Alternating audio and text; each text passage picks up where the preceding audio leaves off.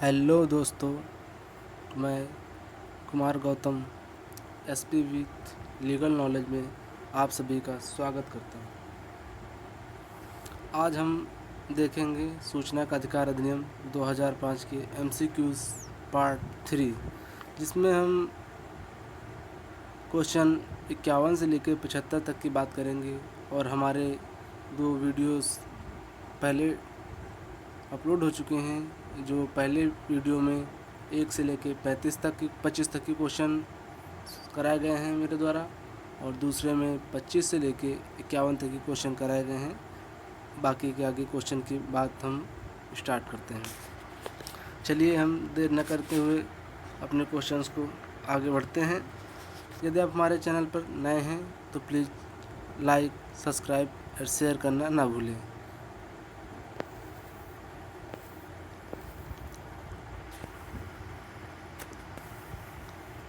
जब कोई भारतीय नागरिक सूचना का अधिकार के तहत केंद्र सरकार के किसी विभाग से चाही गई सूचना मांगता है तो कितने रुपए का भारतीय पोस्टल ऑर्डर प्रार्थना पत्र के रूप में देना होता है?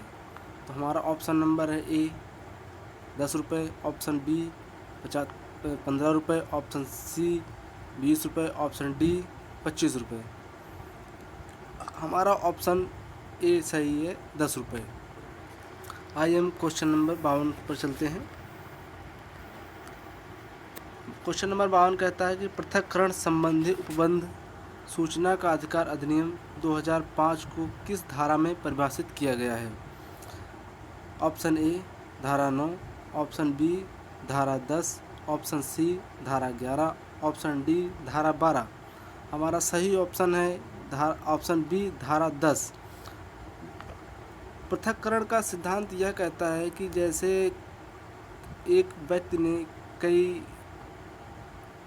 आरटीआई लगाई हुई हैं और जिनमें से कुछ आरटीआई ऐसी हैं जिनका को देना ठीक नहीं है, वो आरटीआई के दायरे में नहीं आती हैं या फिर वो गोपनीयता अधिनियम के अंतर्गत आती हैं। तो ऐसी आरटीआई ऐसी सूचनाओं को हम छोड़कर शेष बची सारी सूचनाओं को हम उस व्यक्ति को प्राप्त कराते हैं। तो यह होता है हमारा पृथक्करण का सिद्धांत। आइए हम बात करते हैं क्वेश्चन नंबर 53 की। यदि सूचना का अधिकार अधिनियम में निर्धारित समय अवधि में किसी नागरिक को सूचना प्राप्त नहीं होती है या सूचना आधी अधूरी या सूचना देने से मना कर दिया गया है, तो ऐसी स्थिति में उस संस्थान से कितने दिनों के भीतर प्रथम अपीली अधिकारी से प्रथम अपील करनी चाहिए? ऑप्शन ए 40 दिन, ऑप्शन बी 35 दिन, ऑप्शन सी 30 दिन, ऑप्शन डी 25 दिन। हमारा सही ऑप्शन है 30 दिन।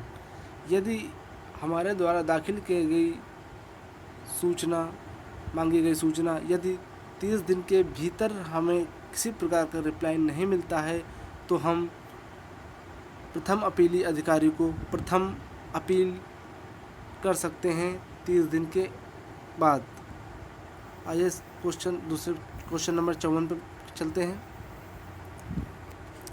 क्वेश्चन नंबर 54 यह कहता है, यदि सूचना का अधिकार अधिनियम 2005 में निर्धारित समय अवधि में किसी नागरिक को सूचना प्राप्त नहीं होती है या सूचना देने से मना कर दिया गया है, तो ऐसी स्थिति में कितने दिनों के भीतर दूसरी अपील करनी चाहिए?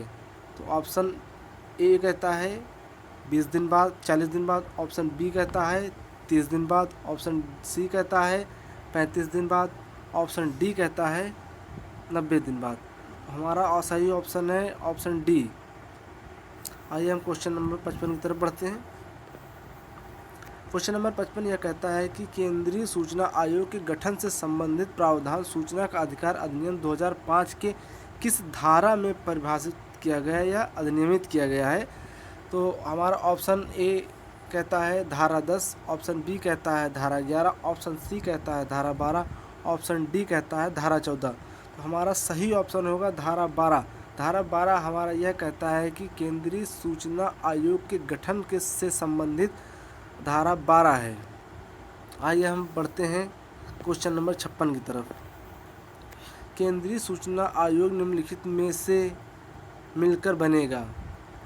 मुख्य सूचना आयुक्त, ऑप्शन ए मुख्य सूचना आयुक्त, ऑप्शन बी 10 से अधिक उतनी संख्या में केंद्रीय सूचना आयुक्त जितने आवश्यक समझे जाएं, ऑप्शन सी 5 से अनधिक उतनी संख्या में केंद्रीय सूचना आयुक्त, ऑप्शन डी ए एवं बी दोनों। तो हमारा ऑप्शन सही है डी, ए एवं बी दोनों।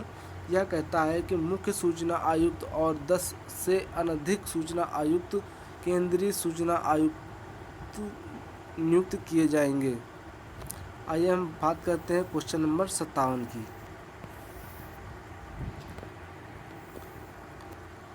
क्वेश्चन नंबर 57 यह कहता है कि मुख्य सूचना आयुक्त और उसकी सेवा, वेतन और भत्ते क्या होंगे? तो ऑप्शन हमारा ए कहता है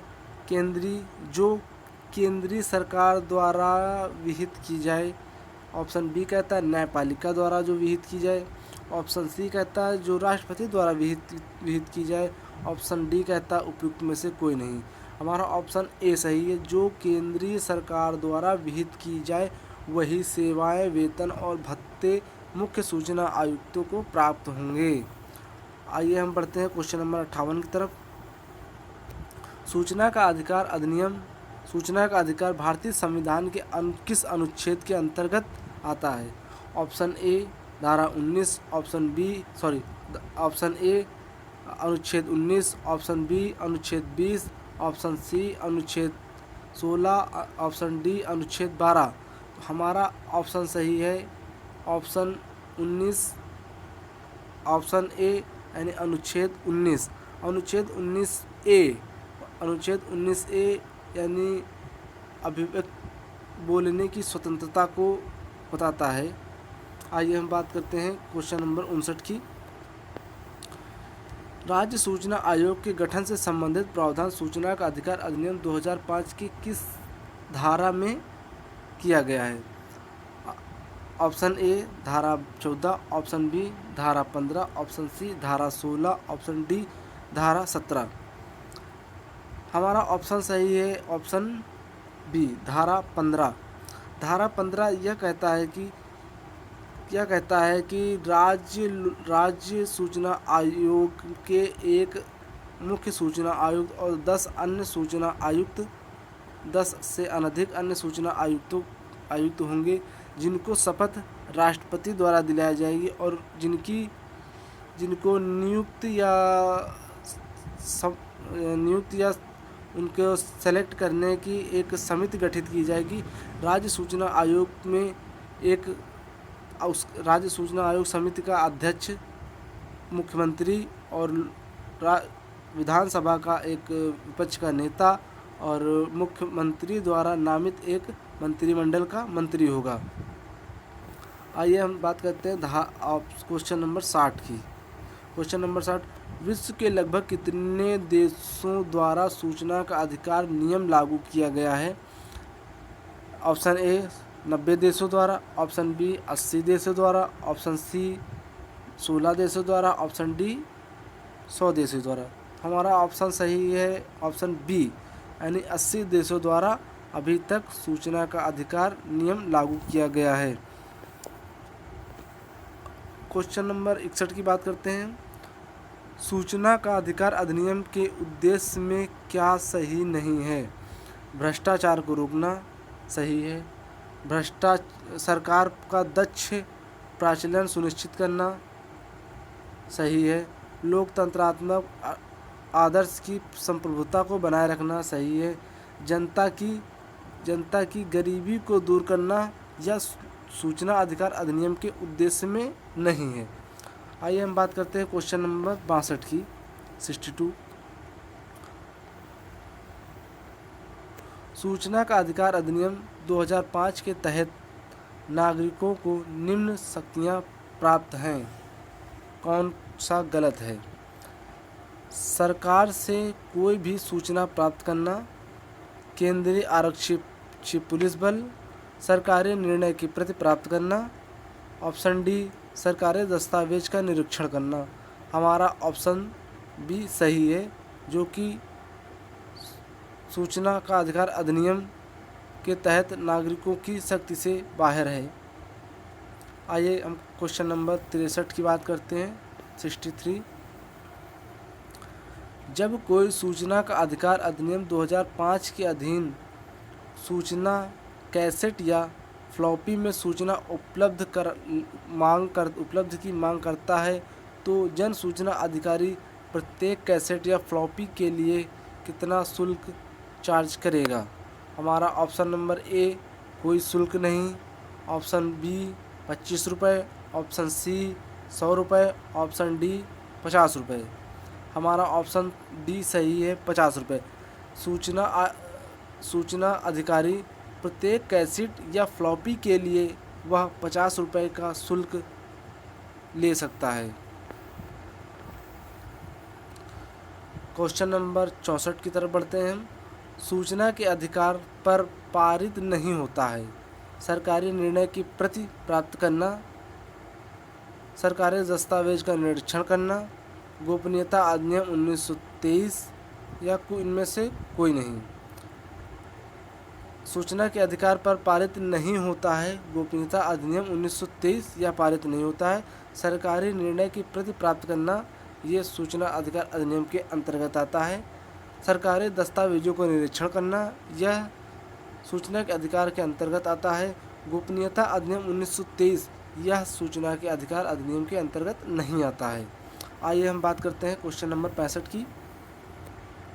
सूचना प्राप्त करने हेतु आवेदन शुल्क किन्हें नहीं देना होगा? ऑप्शन ए पुलिस को, ऑप्शन बी मंत्रियों को, ऑप्शन सी गरीबी रेखा से नीचे जीवन यापन करने वाले व्यक्तियों को, ऑप्शन डी इनमें से कोई नहीं। हमारा ऑप्शन सही है सी, गरीबी रेखा के नीचे के व्यक्तियों को सूचना प्राप्त करने के आवेदन के लिए किसी प्रकार का भी शुल्क देय नहीं है। आइए हम बात करते हैं क्वेश्चन नंबर 66 की। सूचना प्राप्त करने के प्रत्येक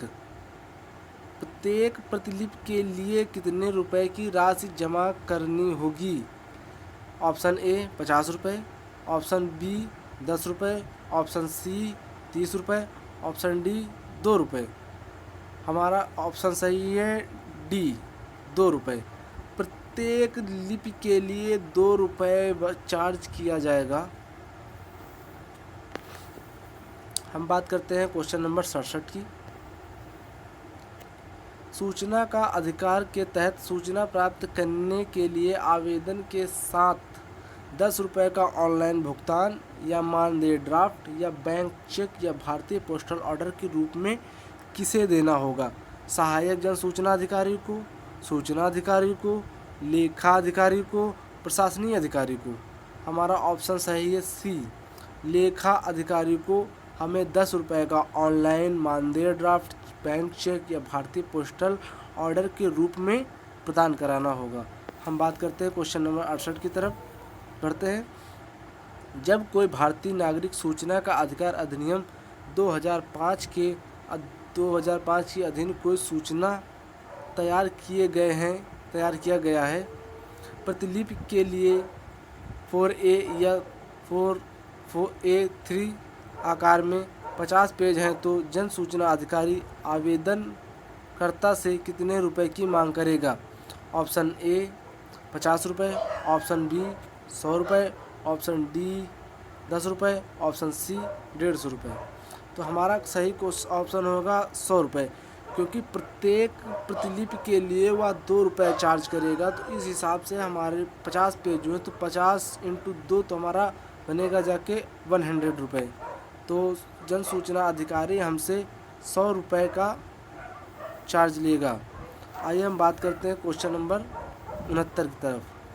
सूचना का अधिकार अधिनियम 2005 के अंतर्गत अपील से संबंधित प्रावधान किस धारा में है? ऑप्शन ए धारा 19, ऑप्शन बी धारा 21, ऑप्शन सी धारा 15, ऑप्शन डी धारा 30। हमारा सही ऑप्शन है धारा 19। धारा 19 यह कहती है कि अपील से संबंधित प्रावधान धारा 19 में दिए गए हैं। आइए हम बात करते हैं क्वेश्चन नंबर 70 की। सूचना का अधिकार से अभिप्रेत यह है कि अधिनियम के तहत पहुंचने योग्य सूचना का अधिकार जो लोक प्राधिकारी द्वारा धारित या नियंत्रित किया जाता है परंतु इस अधिकार में शामिल नहीं है। दस्तावेज या अभिलेख की प्रमाणित प्रतिलिपि प्राप्त कराना, दस्तावेज या अभिलेख का निरीक्षण कराना, दस्तावेज या अभिलेख को बरामद करना या जब्त करना, सामग्री के प्रमाणित नमूने। हमारा ऑप्शन सही है, ऑप्शन सही है सी। दस्तावेज या अभिलेख को बरामद कराना या जब्त कराना लोक प्राधिकारी के अधिकार के नियंत्रण से में नहीं है। आइए बात करते हैं हम क्वेश्चन नंबर 71 की। सूचना का अधिकार अधिनियम की धारा 20(1) या धारा 7(1) की उपधारा धारा 7 की उपधारा 1 के अधीन केंद्रीय सूचना आयोग दोषी पाए गए लोक सूचना अधिकारी पर कितने रुपए का प्रतिदिन शुल्क दंडित कर आर्थिक दंड लगा सकता है। ऑप्शन ए 250 रुपये, ऑप्शन बी 350 रुपये प्रतिदिन, ऑप्शन सी 300 रुपये प्रतिदिन, ऑप्शन डी 200 रुपये प्रतिदिन। हमारा सही ऑप्शन है ऑप्शन ए 250 रुपये प्रतिदिन का दंड लगा सकता है। आइए हम बात करते हैं क्वेश्चन नंबर 72 की। सूचना का अधिकार अधिनियम की धारा 20(a)(1) या धारा 7(1) के अधीन केंद्रीय सूचना आयोग दोषी पाए गए लोक सूचना अधिकारी पर अधिकतम कितने रुपए का आर्थिक दंड लगा सकता है। हमारा ऑप्शन है ए 45,000 रुपये, ऑप्शन बी है 35,000 रुपये, ऑप्शन सी है 30,000 रुपये, ऑप्शन डी है 25,000 रुपये। हमारा सही ऑप्शन है ऑप्शन डी 25,000 रुपये से अधिक का जुर्माना दंड नहीं लगाया जा सकता है किसी भी लोक सूचना अधिकारी पर। आइए हम बात करते हैं क्वेश्चन नंबर 73 की। सूचना के अधिकार अधिनियम में कुल कितने अध्याय हैं।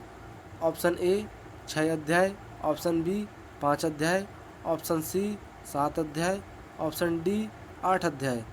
हमारा ऑप्शन ए सही है 6 अध्याय सूचना अधिकार अधिनियम में हैं। बात करते हैं हम क्वेश्चन नंबर 74 की। सूचना के अधिकार अधिनियम 2005 में कुल कितनी धाराएं हैं। ऑप्शन ए 31 धाराएं, ऑप्शन बी 30 धाराएं, ऑप्शन सी 32 धाराएं, ऑप्शन डी 36 धाराएं। हमारा ऑप्शन ए सही है सूचना के अधिकार अधिनियम में कुल 31 धाराएं हैं। आइए हम बात करते हैं क्वेश्चन नंबर 75 की। सूचना के अधिकार अधिनियम 2005 में कुल कितनी अनुसूचियां हैं। ऑप्शन ए अनुसूची 1 अनुसूची, ऑप्शन बी 2 अनुसूची, ऑप्शन सी 3 अनुसूची, ऑप्शन डी 4 अनुसूची। हमारा सही ऑप्शन है ऑप्शन बी 2 अनुसूची। सूचना के अधिकार अधिनियम में 2 अनुसूचियां दी गई हैं। पहले अनुसूची में वे उन विषयों को बताया गया है जो सशस्त्र बल या सैनिक बल से संबंधित हैं, उन पर यह सूचना अधिकार अधिनियम लागू नहीं होता है। आपको हमारा ये वीडियो कैसा लगा। यदि हमारा वीडियो अच्छा लगा हो तो प्लीज़ लाइक, शेयर, सब्सक्राइब करना ना भूलें। एसपी विथ लीगल नॉलेज ऐसे ही आपके नॉलेज के लिए या आपके एग्ज़ाम पर पॉइंट ऑफ व्यू से नए नए वीडियोस और अलग अलग लॉ सीरीज़ के ऑप्शनल पेपर लाता रहेगा। धन्यवाद।